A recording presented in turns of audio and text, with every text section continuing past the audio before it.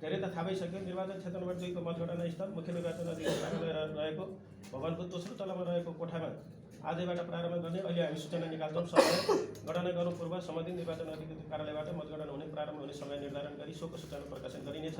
मतगणना निर्देशका अनुसार अलग अलग 2 मतदान केन्द्रको मतपत्र मिसाई गणना गर्नुपर्ने हुँदा यस सम्बन्धमा अहिले भएको सहमति अनुसार बनाइएको तालिका अनुसार गणना गरिनेछ। एउटा मतगणना टोलीले गणना गरेको स्थलमा एक उम्मेदवार बराबर एकजना मतगणना प्रतिनिधि बस्न पाउने हुँदा मतगणना प्रतिनिधि सोही बमोजिम सोही निर्वाचन क्षेत्रको मतदान नाम समावेश भएको हुनुपर्नेछ। मतगणना प्रतिनिधिले आलो पालो गर्नु परेमा पहिलो बसेको प्रतिनिधिको प्रवेश गरेपछि मात्र अर्को प्रतिनिधि प्रवेश हुनाले बाहिर गएपछि मात्र अर्को प्रतिनिधिको पास हुने व्यवस्था मिलाइएको छ। मतगणना प्रतिनिधिले शान्त र शिष्ट रूपमा बस्नुपर्ने र निजहरूले मतपत्र छुन नपाउने तर मतपत्रको चुनाव चिन्हमा लागेको छाप हेर्न र देख्न पाउने गरी व्यवस्था मिलाइएको छ। मतगणना प्रतिनिधिले गणना भइरहेको अवस्थामा विवाद र हल्ला गर्न नपाइने, मतगणना गर्दा सदर बदरका विषयमा प्रश्न उठेमा सम्बन्धित निर्वाचन अधिकारीको निर्णय अन्तिम हुनेछ। एकपटक 2वटा मतदान केन्द्रको मतपत्र मिसाई गणना गरी नतिजा प्रकाशन भइसकेपछि ती मतपत्रहरू पुनः गणना गरिने छैन। प्रत्येक निर्वाचन क्षेत्रमा सुरुमा एउटा मतगणना टोली गठन गर्ने र त्यसपछि आवश्यकता अनुसार क्रमशः 3वटासम्म टोलीको व्यवस्थापन गरिएको छ। मतगणना स्थल र सो स्थलमा रहेको भवनको कम्पाउन्डभित्र मोबाइल क्यामेरा, कुनै पनि किसिमको हातहतियार, पानीको बोतल, खाद्य पदार्थ, लाठी, लाइट यस्तै वस्तुहरूको प्रवेश निषेध गरिएको छ। सो विषयमा प्रवेशद्वारमा नै र मतगणनाको भवनको कोठाभित्र कडाइका साथ चेकजाँच गरिनेछ।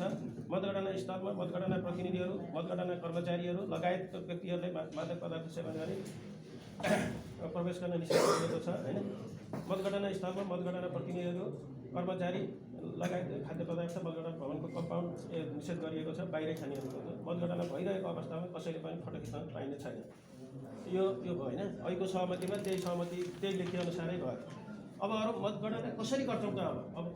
अब त्यो घोटिसक्यो होइन। 2टा मतपेटिकाको मतपत्र मिसाइसकेपछि मतपेटिकामा भएको सबै मतपत्रहरू गणना गर्ने स्थानको भुइँमा खसाई 2टा भनेको है। यो मतपेटिका 2टा मतपेटिका भुइँमा खसाई मतपेटिका खाली पारी मतगणना प्रतिनिधिहरूलाई खाली मतपेटिका देखाई भुइँमा भएका मतपेटिकाहरू खोली उल्टो पारी राखी 100-100वटा ठेली बनाई सर्टिङ गरी जम्मा ठेली सङ्ख्या अनुसूची 11 को फारमको टुप्पोमा लेखिने त्यो फारम हुन्छ एउटा धर्सदानी हो त होइन।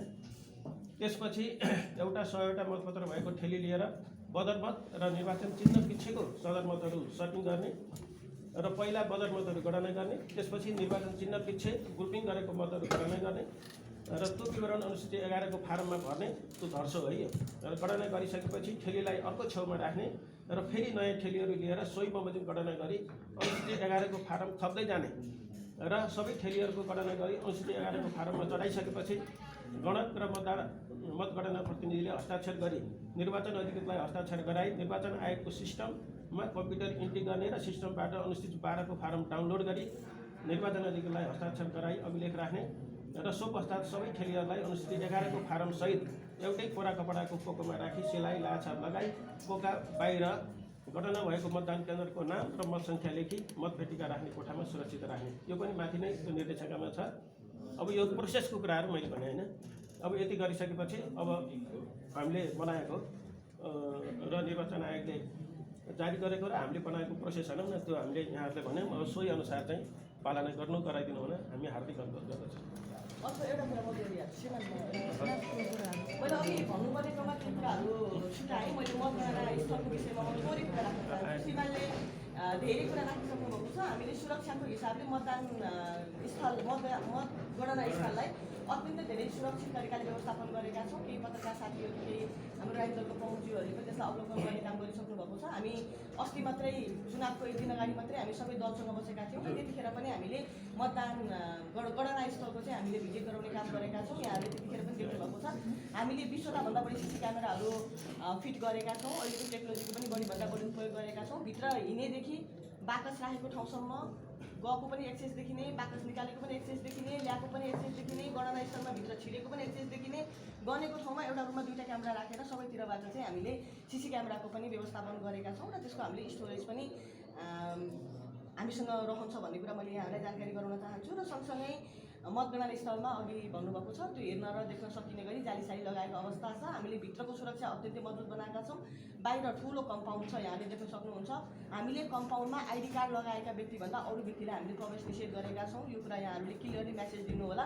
जो उम्मेदवारका प्रतिनिधि बस्नुहुन्छ, जो दलबाट प्रतिनिधि बस्नुहुन्छ, जो पत्रकार मिडियाकर्मी साथीहरू भित्र जानुहुन्छ, यहाँहरूलाई निर्वाचन कार्यालयबाट निर्वाचन अधिकृतको कार्यालयबाट प्राप्त भएका पासहरू अनिवार्य रूपमा लाएर गइदिनु होला।